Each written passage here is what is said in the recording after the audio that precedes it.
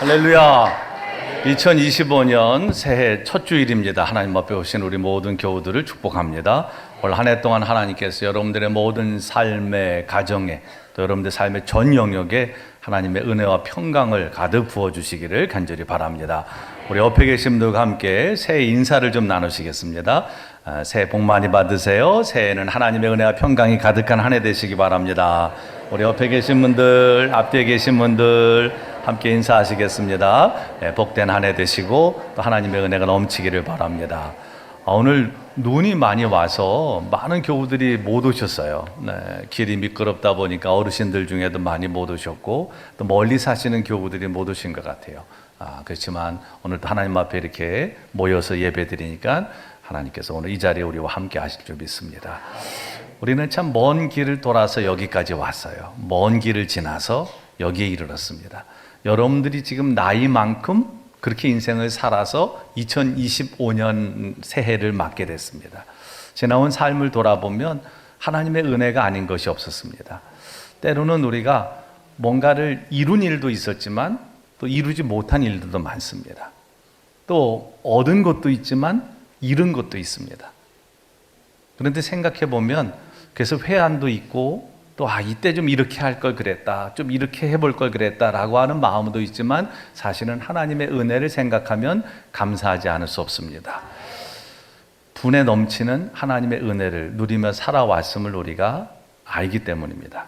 때로는 우리가 하나님 앞에 기도했는데 기도가 응답되지 않은 것처럼 느껴질 때도 있었습니다. 그런데 돌아보니까 하나님은 더 좋은 길로 우리를 인도하셨고 지금에 이르게 하셨습니다. 때로는 하나님 앞에 내가 기도했는데 내가 기도한 대로 응답 주시지 않은 것들이 많습니다.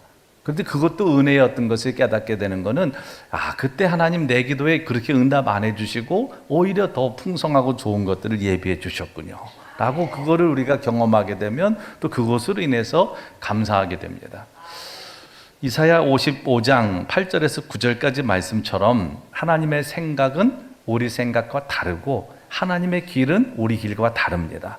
하나님의 길은 우리의 길보다 높고 그리고 하나님의 생각은 우리의 생각보다 높습니다. 그렇기 때문에 그 모든 하나님의 은혜에 눈을 뜨고 응답되지 않은 기도 속에도 하나님의 은혜가 있음을 알게 되면 우리는 모든 삶을 하나님께 맡기고 살게 됩니다. 한 해를 살아가면서 2025년 한 해 동안 이 하나님의 은혜 안에 여러분들이 푹 빠져 살게 되시기를 바랍니다. 너무 계산하지 마시고 인생의 대차 대조표를 만들어서 어떤 분들은 이 손익을 늘 계산하며 사는 분들이 있어요. 신앙생활도 손익을 계산하며 하는 분들이 있습니다. 하나님, 내가 하나님 앞에 이렇게 했으니까 하나님 이만큼 주셔야 됩니다. 여러분, 이거는 믿음 아닙니다. 그거는 하나님과 협상을 하는 거죠. 여러분, 새해를 하나님께 협상하면서 시작하실 겁니까? 협상하면서 하나님 앞에 감히 새해를 하나님, 제가 하나님 앞에 이렇게 했으니까 올해 하나님 이만큼 주세요. 이거는 올바른 태도가 아닙니다. 그냥 하나님께 여러분들이 할 수 있는 만큼 헌신하시고 또 마음껏 하나님을 위해서 살아가실 수 있는 건강을 주시고 물질을 주시고 기회를 주신 것에 감사하면서 우리는 힘껏 하나님 앞에 감사로 영광을 돌리면 하나님께서 여러분들의 삶에 늘 합당한 하나님의 복을 주십니다. 그 합당한 복이 내게 맞는 거예요. 때로는 너무나 과분합니다. 하나님의 은혜는 합당하지 않아요. 사실 생각해보면 합당한 은혜를 얘기하지만 하나님의 은혜는 합당하다기보다는 늘 과분했습니다. 그래서 우리가 오늘 이런 삶을 누리고 있는 것이고 여기까지 이르게 된 겁니다. 그렇기 때문에 올 한 해를 사는 동안 너무 계산적으로 손실과 이익을 따져가면서 살기보다는 그저 하나님 앞에 모든 삶을 맡기시고 하나님의 은혜를 기대하며 사시면 분명히 여러분들은 2025년 한 해 여러분들의 인생에서 정말 내 삶에 이런 역사가 있구나, 이런 하나님의 은혜가 임했구나라고 분명히 기억되는 한 해가 될 줄로 믿습니다. 오늘 시편 145편의 말씀은 다윗의 찬송시입니다. 창조주 하나님에 대한 감격에 찬 고백과 더불어서 세상을 공의롭게 다스리는 하나님에 대한 찬양이 오늘 말씀에 담겨져 있습니다. 오늘 본문 말씀은 히브리어 알파벳 순으로 각절의 첫머리가 시작되는 답관체시, 또 다르게 말하면은 알파벳 C라고도 불립니다. 히브리어 알파벳은 알레프, 베트, 기멜, 달렛, 해 이런 식으로 전개가 돼요. 그런데 그 알파벳의 첫 글자를 따서 쭉 오늘 말씀이 시작이 되는 겁니다. 한 절 한 절이 다. 그런데 히브리어 알파벳은 22자예요. 그런데 오늘 본문 말씀은 21절까지만 돼 있어요. 이 알파벳 중 24개 알파벳 중에 14번째 글자인 눈이라고 하는 이 알파벳이 이게 좀 누락이 됐어요. 그래서 오늘 본문 말씀은 21절까지밖에 없습니다. 오늘 말씀은 크게 세 부분으로 나눌 수 있습니다. 우선은 1절, 2절 말씀 전반부에 보면 주를 송축하리이다라고 하는 말을 3번씩이나 반복하면서 여호와의 이름을 찬양하겠다라고 하는 이 시인의 이 다윗의 결의에 찬 그런 그의 결단이 오늘 나옵니다. 그리고 중반부인 3절에서 20절까지 말씀해 보면 하나님을 찬양하는 당위성에 대해서 얘기해요. 왜 우리가 하나님을 찬양해야 되냐? 그 이유가 한 3가지가 나오는데 우선 하나는 뭐냐? 하나님의 무한하고 위대하신 능력과 행사로 인해서 우리는 하나님을 찬양해야 된다. 두 번째는 은혜와 자비가 풍성하신 주권적인 통치로 인해서 하나님께 찬양해야 된다. 그리고 세 번째는 여호와를 경외하는 모든 자들에게 임하는 구원과 보호로 인한 이 하나님의 은혜를 찬양해야 된다라고 얘기하고 있습니다. 그리고 마지막 절 21절에는 다시 한번 여호와의 광대하심 그리고 영예로우심을 영원히 찬양한 것을 다짐하면서 모든 만민들이 다 하나님을 송축해야 된다라고 초청하고 있어요. 자, 오늘 말씀해 보면 주로 하나님을 호칭하는 말이 여호와라고 나옵니다. 여러분, 여호와라고 하는 말이 구약 성경에 굉장히 많이 나와요. 하나님의 이름이죠. 사실 하나님은 이름이 없으신 분이세요. 출애굽기 3장에 보면 하나님께서 모세를 부르십니다. 그리고 모세에게 이스라엘 백성들을 출애굽시키는 사명을 주시죠. 그때 모세가 하나님께 이름을 물어봅니다. 제가 백성들에게 하나님의 이름을 뭐라고 얘기해야 됩니까? 그때 하나님이 뭐라고 말씀하세요? 나는 스스로 있는 자다. 다른 말로 말하면 나는 나다 라고 하는 거예요. 영어로 말하면 I am who I am입니다. 이거는 뭐예요? 하나님은 자유로운 존재시다. 하나님은 뭐라고 하나님의 이름을 특정할 수 없는 분인 거예요. 어떤 이름 하나에 딱 그 하나님의 특징을 담을 수 없는 겁니다. 그래서 하나님은 나는 스스로 있는 자, 나는 나다 라고 말씀을 하세요. 그런데 성경에 보면 하나님을 지칭하는 이름들이 꽤 많이 나옵니다. 우선 가장 많이 나오는 게 이 여호와라고 하는 말이죠. 원래 이 여호와라고 하는 말은 그 야훼라고 하는 말입니다. 야훼라고 하는 이 말이 주로 이제 문서에 많이 하나님을 지칭하는 언어로 그런 어떤 문서에 많이 쓰이던 언어예요. 그러니까 사람들이 입으로 발음하는 언어가 아니고 이거는 문서에 쓰이는 하나님을 지칭하는 언어로 쓰던 겁니다. 이건 자음, 히브리어 자음으로만 써요. 그래서 YHWH를 씁니다. 이거 어떻게 발음할 수 있겠습니까? 그냥 쓰는 거는 표기는 그렇게 하지만 발음은 할 수가 없었어요. 그리고 이스라엘 백성들은 감히 그들의 입에 하나님이라고 하는 이름을 담을 수가 없었습니다. 그래서 그들이 사용하는 하나님에 대한 언어가 뭐였냐? 아도나이입니다. 아도나이라고 하는 것은 당시에 이 노예 종이 상전을 높여 부르는 말이었어요. 자신의 주인을 부르는 존칭이 바로 아도나이였습니다. 그래서 유대인들은 하나님에 대해서 우리의 삶의 주인이시다 라고 하는 고백으로 아도나이라고 하는 그런 언어를 사용했습니다. 감히 야훼 이런 건 입에 담을 수 없었어요. 하나님의 이름을 부를 수 없었기 때문에 그들은 상전을 높여 부리는 존칭하는 이 아도나이를 사용했습니다. 그런데 이 야훼라고 하는 문서에 쓰이는 하나님의 이름과 그 다음에 그들이 언어로 부르는 아도나이가 합쳐져서 여호와라고 하는 하나님의 이름이 나온 거죠. 그래서 주로 우리 성경에 보면 구약 성경에는 여호와라고 하는 이름이 굉장히 많이 나옵니다. 그런데 오늘 1절 말씀을 보면 그 하나님을 여호와라고 부르질 않아요. 다른 뒤에 구절에 보면 다 여호와라고 말하는데 1절은 뭐라고 얘기합니까? 왕이신 나의 하나님. 여러분 성경에도 그렇게 되어 있죠? 왕이신 나의 하나님. 이 왕이신 나의 하나님은 하나님의 이름으로 어떤 이름을 사용하고 있냐면 엘로힘입니다. 엘로힘은 주로 어떤 데 사용하느냐? 세상을 창조하신 하나님, 그리고 창조된 세상을 돌보시고 통치하시는 하나님을 고백할 때 이 엘로힘이라고 하는 하나님의 이름을 씁니다. 사실 성경에 보면 한 30가지 정도 하나님의 이름이 나와요. 그런데 이 하나님의 이름은 아까 말씀드렸듯이 하나님은 이름이 없으세요. 그런데 사람들이 자기의 경험 속에서 고백되어지는 하나님을 그렇게 얘기하는 거예요.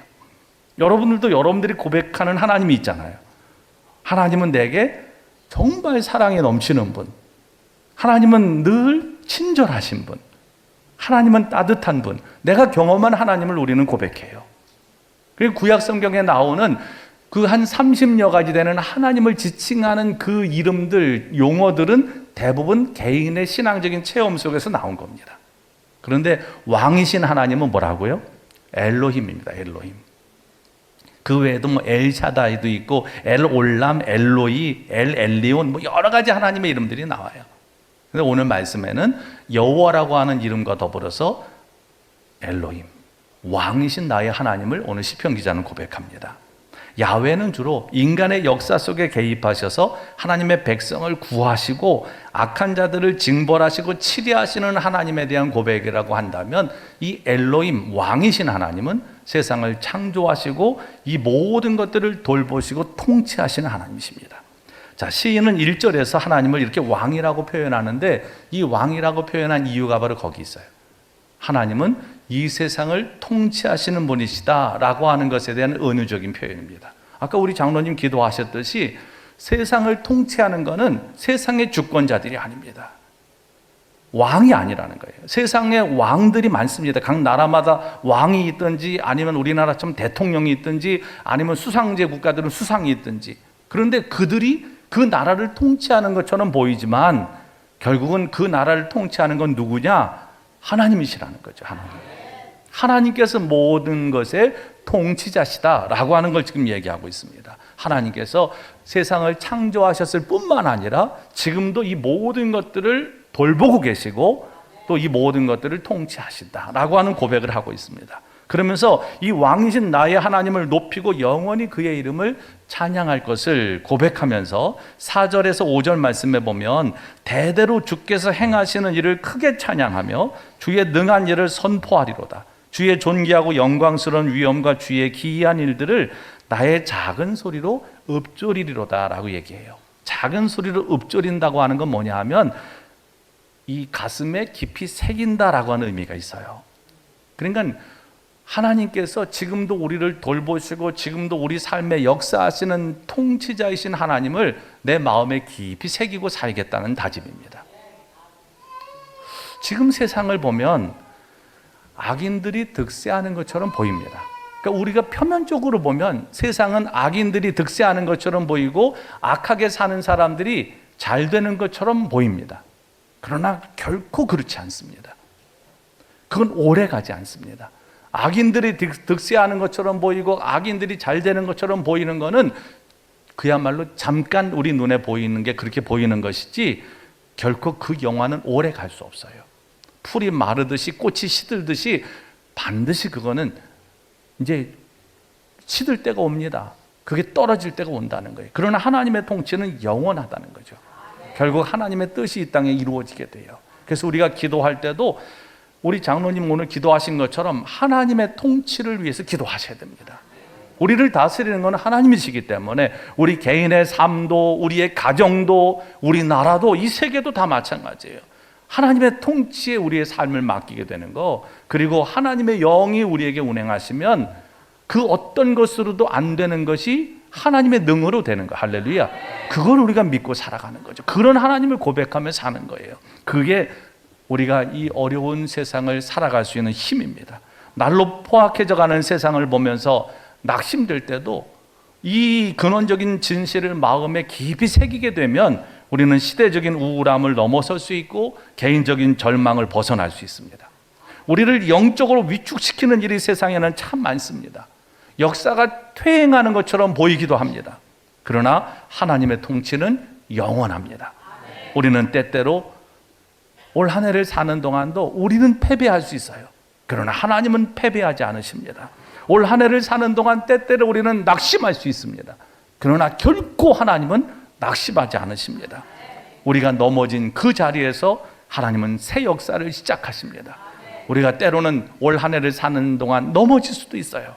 그런데 넘어졌을 때 하나님은 우리가 넘어진 그 자리에서 하나님의 새로운 역사를 시작하십니다. 그리고 우리의 손을 잡아서 일으켜 세우시고 또 달려갈 힘을 분명히 주실 겁니다. 그 하나님을 의지하며 한 해를 살아가실 수 있기를 바랍니다. 이 근원적인 진실, 하나님이 이 모든 세상을 통치하시고 지금도 여전히 나와 함께 하셔서 내 모든 삶에 관여하시고 지금도 여전히 하나님이 나를 인도하신다라고 하는 이 근원적인 사실에 눈을 뜨게 되면 우리는 새로운 희망을 갖게 되고, 그 희망은 근거 없는 희망이 아니고 하나님 안에서 갖게 되는 근거 있는 희망이 됩니다. 올 2025년을 기대하는 이유가 뭡니까? 다른 거 아무것도 아니에요. 여러분들이 뭐 올 한 해를 잘 준비하셨던 그렇지 않던, 여러분들이 뭐 올 한 해 막 좋은 꿈을 꿨어, 뭐 이것 때문에 한 해를 기대하십니까? 그건 아무것도 아니에요. 여러분들이 올 한 해가 정말 새로운 소망의 한 해가 되는 분명한 이유, 그건 하나님이 여러분의 하나님이 되시고 하나님이 여러분과 함께 하시기 때문이에요. 그 하나님과 함께 하면 분명히 올 한 해 여러분들은 새로운 하나님의 역사의 주인공이 되십니다. 그것이 우리의 희망의 근거예요. 다른 게 아닙니다. 올해 뭐 내가 운세가, 무슨 운세는 무슨, 올해 내가 뭔가 예감이, 무슨 예감은 여러분 그건 아무것도 아닙니다. 그거는 순간에 사라지는 것들이에요. 그런데 하나님의 통치하심은 영원합니다. 그 하나님이 나와 함께 하십니다. 하나님을 왕으로 호칭한 시인은 하나님에 대한 이스라엘의 가장 오래된 신학적인 확신을 고백을 해요. 그게 8절 말씀이에요. 다 같이 한번 읽어보겠습니다. 시작. 여호와는 은혜로우시며 긍휼이 많으시며 노하기를 더디하시며 인자하심이 크시도다. 여러분, 이 8절 말씀은 계속해서 우리가 구약 성경을 읽다 보면 나오는 말씀이죠. 여러분, 이 말씀에 진짜 아멘 하십니까? 여호와는 은혜로우시며 아멘, 긍휼이 많으시며 아멘, 노하기를 더디하시며 아멘, 인자하심이 크시다. 이 8절 이 말씀만 꼭 붙잡고 살아도 여러분 얼마든지 살아갈 힘을 얻을 수 있어요. 이건 이스라엘 백성들이 계속해서 반복적으로 고백하는, 하나님을 고백하는 내용들이에요. 하나님은 이런 분이십니다. 은혜로우시고 긍휼이 많으시고 노하기를 더디하시고 인자가 크신 분, 그분이 바로 나의 하나님이십니다. 이 고백 속에는 하나님의 창조물들에게 베푸시는 하나님의 자유롭고 열정적이고 무한한 그런 사랑이 다 담겨 있습니다. 모든 피조 세계는 하나님의 신실하심과 하나님의 섭리로 유지되고 있습니다. 우리가 이 세상에서 살아가는 것은 이 하나님의 끊임없는 은총으로 우리를 하나님께서 붙들고 계시기 때문입니다. 그래서 새해에는 이런 하나님의 은총의 신비에 눈을 뜨게 되면 그 하나님과 함께 살아가며 이 하나님의 은혜를 누릴 수가 있어요. 그러면 9절 말씀처럼 모든 것을 선대하시며 그 지으신 모든 것에 긍휼을 베푸시는 이 하나님에 대한 어떤 근원적인 신뢰, 이런 것들을 가지고 세상이 아무리 힘들어도, 세상의 일들이 아무리 어려워도 하나님 안에서 힘찬 한 해를 살아가는, 기쁨으로 한 해를 살아가는 여러분들이 되실 줄 믿습니다. 이 하나님을 향한 근원적인 신뢰, 이것이 우리를 살게 하는 거예요.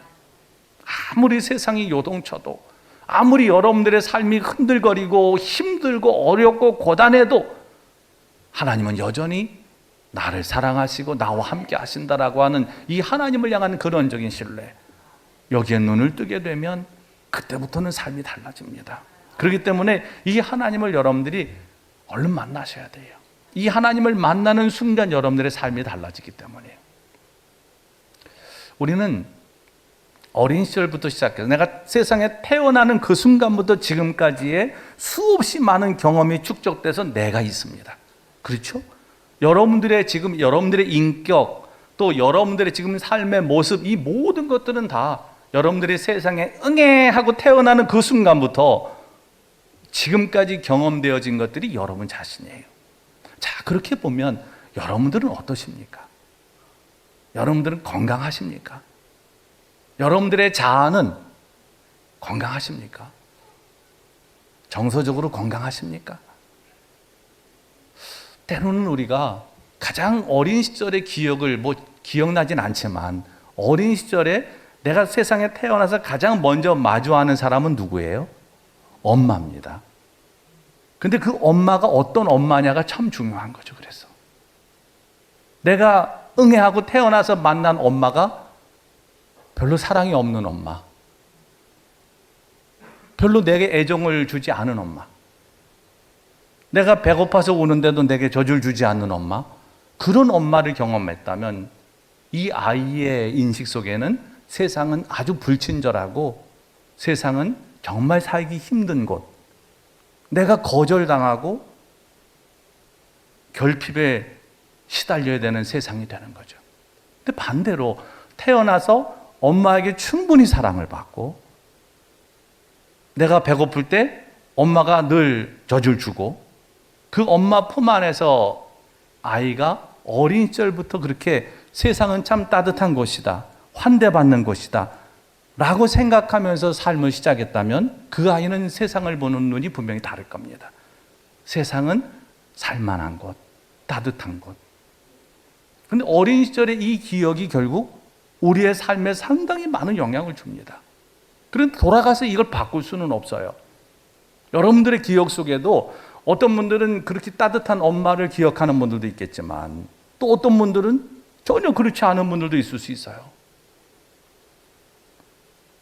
굉장히 어린 시절의 기억이 불행하고 부정적인 분들이 있을 겁니다. 뭐 어떻게 바꿀 수 있을까요, 이거를? 다시 태어나야 될까요? 다시 태어나야 됩니다. 어떻게 태어나야 돼요? 예수 그리스도 안에서 거듭나야 되는 거죠. 우린 다시 태어날 수 있습니다. 그 다시 태어나는 게 뭐냐? 다시 어머니 뱃속에 들어갔다 나오는 게 아니고 예수 그리스도를 만남으로 우리는 다시 태어날 수 있어요. 그러면 다시 태어난 다음에 만나는 예수님은 어떤 분입니까? 여러분들에게 한없는 사랑을 베푸시는 분, 그리고 여러분들을 언제든지 환대하시는 분, 내가 어떤 죄를 지었어도 내가 어떤 모습이라도 언제든지 나를 품으시는 분, 그분이 바로 우리 주님이시죠. 그래서 여러분들이 예수님을 진짜 만나셔야 됩니다. 제대로 만나셔야 됩니다. 그러면 여러분의 인생에 어두운 구름이 싹 가시고 새로운 날이 시작이 돼요. 이게 거듭남입니다. 근데 많은 그리스도인들이 교회는 다니는데 이 거듭남의 경험이 없어요. 예수 그리스도 안에서 다시 태어난 경험이 없다 보니까 교회는 오래 다녔는데 여전히 인생이 우중충합니다. 여전히 뭔가 부정적입니다. 여전히 뭔가 내가 인생이 세상에 거부당하는 것처럼 그런 마음을 가지고 세상을 사는 분들이 많습니다. 저는 오늘 2025년 신년 첫 주일에 여러분들이 꼭 예수님을 제대로 만나시고 거듭나심으로 지금부터 사는 인생은 부정적인 인생이 아니고 어두운 인생이 아니고 주님과 함께 살면서 야, 그래 인생 살만해, 정말 살만해, 이렇게 남은 인생을 살아가시게 되기를 바랍니다. 이제 불행은 좀 끝내야 되지 않겠습니까, 여러분? 왜 예수님을 믿으면서도, 왜 하나님 안에 살면서도 여전히 불행한, 여전히 어두운, 여전히 부정적인 인생을 살아가십니까? 그 이유는 아직 내가 마음을 열고 주님을 만나지 못했기 때문이에요. 정말 죄송한 얘기지만 여러분들이 그런 분들이 하셔야 될 중요한 일은 다른 것보다는 주님을 만나는 일이에요. 지금 만나셔야 됩니다. 오늘 만나셔야 됩니다. 그러면 지금부터 여러분의 남은 인생은 달라져요. 우리 길지 않습니다, 여러분. 남은 인생 길지 않아요. 그러니까 얼른 결단하셔야 돼요. 오늘 결단하셔야 됩니다. 오늘 예수님을 여러분 마음을 열고 만나십시오. 그럼 그 주님이 여러분들의 삶을 분명히 바꿔놓으십니다. 이 하나님을 향한 근원적인 신뢰, 이것이 결국은 우리로 하여금 살아갈 힘을 줍니다. 믿음이라고 하는 건 그런 거예요. 우리의 죄를 꾸짖기도 하시지만 허물 많은 우리를 있는 그대로 수용하시는 하나님의 사랑에 대한 신뢰, 그게 믿음입니다. 믿음을 추상적으로 생각하시면 안 돼요. 하나님은 때로는 우리의 죄를 꾸짖기도 하십니다. 그렇지만 허물 많은 우리들을 있는 그대로 수용해 주시는 분, 그분이 하나님이세요. 그 사랑에 대한 신뢰가 결국은 믿음입니다. 그 사랑 안에 살아가게 될 때 우리는 어떠한 어려움을 만나도 좌절하지 않습니다. 그런 사람들은 고린도후서 4장 8절에서 9절 말씀처럼 이렇게 살아요. 사방으로 우겨 쌈을 당하도 쌓이지 아니하고 이건 뭐냐면 사방으로 우겨쌈을 당하는 때가 있잖아요. 인생을 살다가. 그럴 때도 움츠러들지 않는다는 거예요. 저는 올 한 해 꼭 여러분들 그렇게 되시기를 바랍니다. 답답한 일을 당하여도 낙심하지 않고. 여러분 살다 보면 얼마나 답답한 일들이 있어요. 그런데 그 답답한 일을 당하여도 낙심하지 않는 한 해 되시기 바랍니다. 아멘을 크게 할수록 하나님의 은혜는 여러분들에게 임하게 돼요. 그 다음에 또 박해를 받아도 버림받지 아니하고 거꾸러뜨림을 당해도 망하지 않는 이런 하나님의 은혜. 이런 은혜를 누가 누릴 수 있어요? 네, 하나님의 사랑에 대한 근원적인 신뢰를 갖고 사는 사람들이 이렇게 살 수 있다는 거예요. 이런 사람들을 누가 담당할 수 있겠습니까? 우리는 세상 사람들이 무서워하는 유력자는 아닐 수 있어요. 여러분 세상 사람들이 여러분 보면서 무서워합니까? 오, 저분 무서워. 저분 힘센 분이야. 저분 세상에 강력한 힘을 갖고 있어. 이런 사람은 아닐 수 있어요. 그렇지만 세상이 여러분들을 두려워하지 않게 할 수는 있어요. 왜냐하면 하나님이 여러분과 함께 하시기 때문에 그렇습니다. 하나님의 사랑을 경험하고 이 은총의 신비에 눈을 뜬 사람은 결코 세상을 두려워하지 않습니다. 그래서 세상이 여러분들을 두렵게 할 수 없어요. 사람이 여러분들을 두렵게 할 수 없습니다. 왜? 여러분들은 하나님의 이 은총의 신비에 눈을 떴고 하나님의 사랑 안에서 근원적인 하나님을 향한 신뢰를 가지고 있는 분들이기 때문에 그렇습니다. 올 한 해 하나님 바라보고 사십시오. 그러면 결코 세상이 사람이 두렵지 않으실 겁니다. 하나님을 경외하는 사람은 더 이상 그런 것들이 두렵지 않아요. 그러나 하나님을 경외하고 하나님을 두려워하지 않는 사람들은 다 무서운 겁니다. 세상도 무섭고 사람도 무섭고 여러분이 하는 일도 무서운 거죠. 그러나 하나님을 경외하면 세상에 무서울 것이 아무것도 없는 사람, 할렐루야. 이런 사람은 세상이 당할 수가 없는 거예요. 세상을 창조하고 다스리는 하나님, 한량없는 위엄과 권능을 보이시는 그 하나님은 세상의 가장 약한 사람들에게 관심 가지시는 분. 우리가 연약할수록 하나님은 더욱 귀히 우리를 여기세요. 내가 연약할수록 더욱 귀히 여기사.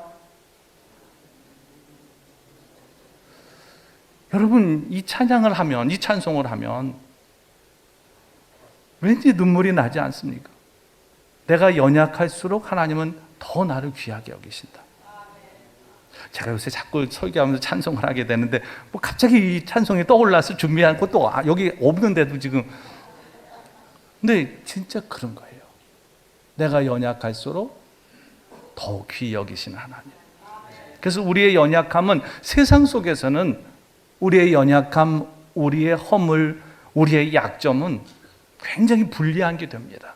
그러나 하나님 안에서는 내 연약함이 오히려 하나님의 귀중함을 받는 이유가 돼요.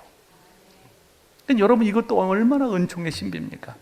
하나님은 내가 연약할수록 나를 더 사랑하시는 분. 이게 성경이 우리에게 말씀해주는 가장 큰 신비 중에 하나입니다. 여러분 하나님은 넘어지는 사람을 뭐 하신다고 그래요? 붙들어 주신다. 넘어질 때, 올 한 해 넘어질 때가 있을까요? 없을까요? 없기를 바라지만 있을 겁니다. 그때 우리는 그 넘어질 때 뭘 기억해야 돼요?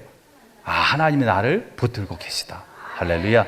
그래서 내가 넘어질 때 하나님은 나를 붙들어서 일으키시는 분. 넘어진 그곳에서 새로운 하나님의 역사를 시작하시는 분, 그리고 내게 살아갈 힘을 주시는 분이 하나님이십니다. 때로는 우리가 삶을 살다 보면 뭔가에 막 눌릴 때도 있어요. 직장 생활하는 분들은 이게 생계니까 때로는 직장 생활에 하면서 모욕을 견뎌야 될 때도 있습니다. 우리 교우들 중에 가끔 그런 고백을 하시는 분들이 계셨어요. 제가 직장에서 너무 큰 모욕을 겪었는데 목사님 제가 그거 어떻게 이겼는 줄 아세요? 그때 가족들 얼굴이 떠오르더라고요. 가족들 얼굴이 스쳐가는데 제가 정말 사표 내고 그 회사 그만두고 싶었는데 참았어요. 여러분 가족들 얼굴만 떠올라도 내가 때로는 직장에서 당하는 모욕을 견뎌낼 수도 있어요. 여러분 직장 생활하면서 다 환영받습니까? 때로는 일 못한다고 야단도 맞고, 내가 일건이 힘들어서 기한서 냈더니 어떤 호악하고 사나운 직장 상사는 이거를 얼굴에, 요새도 그런 사람 있나요? 요새는 못 그러죠 그거. 얼굴에 이걸 갖다 던지는, 요새는 그랬다가는 큰일 나죠, 그치? 근데 예전엔 그런 일들이 있었잖아요. 말로 모욕을 당하기도 하고. 근데 그걸 어떻게 참아내느냐? 가족들 생각하면서 참는 거죠. 내가 그만두면 이거 어떻게 해? 내 가족들의 생계는 어떻게 해? 근데 하나님은 이렇게 살기 위해서 모욕을 감수하는 사람들, 이런 사람들을 긍휼히 여기시고, 때로는 우리를 그렇게 모욕을 주고 때로는 우리를 힘들게 하는 사람들과 맞서서 싸우십니다. 하나님이 우리의 앞에서 싸우세요. 지난 송구영 신예배 말씀처럼 앞서가시며 우리를 위하여 싸우시는 하나님. 전에 제가 말씀드렸죠. 대진표만 바꿔도 우리는 소망을 가질 수 있다고. 인생에 대진표가 있어요. 나와 질병이 싸우면 누가 이깁니까? 질병이 이겨요. 왜냐하면 우리 병에 걸리는 순간부터 낙심하잖아요. 병에 걸리는 순간에 우리는 벌써 낙심이 돼서 이제 죽은 겁니다. 그때부터. 병에 걸리는 순간, 그때부터는 살아있지만 이제부터는 이제 내가 병에 걸리는 순간 나는 져요. 그런데 나 대신 여기에 대진표를 바꿔서 하나님을 대입해 보세요. 하나님과 질병이 싸우면, 어이구 이렇게밖에? 하나님과 질병이 싸우면 누가 이겨요? 이걸 아직도 모르는 분들이 있구나. 하나님과 질병이 싸우면 하나님이 이깁니다, 여러분. 하나님 이겨요. 또 여러분들이 진짜 힘들고 상대하기 어려운 사람, 그 사람과 내가 싸우면 내가 집니다. 너무 세, 이게. 이 인간이 너무 세서 내가 져. 그런데 이 사람과 하나님이 싸우면 이게 뭐 게임이 됩니까? 이건 말도 안 되는 거지. 여러분들이 그렇게 힘들다고 생각하는 그 일과 내가 싸우면 나 그 일을 감당 못 합니다. 그러나 그 일과 하나님이 싸우면 이제 말할 것도 없지 뭐. 이제 말 안 하는 그 여러분들 심정을 내가 알아요. 목사님 뭘 자꾸 하나님이 당연히 다 이기는 걸. 하나님이 다 이기시는 거죠. 우리가 알잖아요. 그러니까 여러분들이 싸우면 집니다. 세상에 나는 가장 연약하고 나는 아무도 못 이기는 사람이에요. 여러분 힘세요? 아이고, 우리가 아무리 이기려고 아각대도 못 이깁니다. 내가 이길 수 있는 대상들이 몇 명이나 됩니까? 이길 수 있는 일이 몇 가지나 됩니까? 그런데 하나님이 하시면 그 어떤 것도 못 이길 게 없어요. 그렇기 때문에 그 하나님을 바라보고 살아가는 거예요. 하나님을 경외하는 오늘 시인은 이런 확신에 찬 고백을 해요. 오늘 15절부터 21절까지 말씀 쭉 읽어보면 그 확신에 찬 고백이 있어요. 한번 여러분 같이 읽으면서 올해 하나님 꼭 내 삶에 이렇게 해주세요 라고 하는 그런 믿음과 소망을 담아서 15절부터 21절까지 말씀을 한번 다 같이 읽겠습니다. 다 읽으셔야 됩니다. 이렇게 되기를 바라는 사람은 읽으세요. 아유, 저는 뭐 제가 알아서 살 테니까 하나님 그냥 저는 놔두세요, 그냥 이런 분은 안 읽으셔도 돼요. 그러나 하나님과 함께 살고 이렇게 되기를 원하는 분들은 믿음을 담아서 꾹꾹 눌러서 전심을 담아서 함께 읽겠습니다. 시작. 모든 사람의 눈이 주를 앙망하오니 주는 때를 따라 그들에게 먹을 것을 주시며 손을 펴사 모든 생물의 소원을 만족하게 하시나이다. 여호와께서는 그 모든 행위에 의로우시며 그 모든 일에 은혜로우시도다.